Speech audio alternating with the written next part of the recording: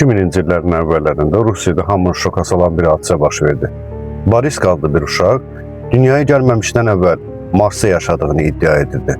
Onun astronomiya və fizika haqqında danışdıqları sıradan bir uşağın biləcəyi şeylər deyildi. Boriska deyirdi ki, Marsda böyük bir nüvə müharibəsi olub, atmosferini məhv edilib və sağ qalan Marslılar hazırda yer altında yaşayırlar.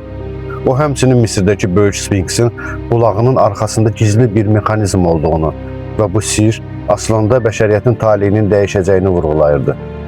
Alimlər onun dahi yaddaşına və yüksək intellektinə heyran qalsalar da, skeptiklər bunun sadəcə güclü bir təxəyyül olduğunu düşünürdülər.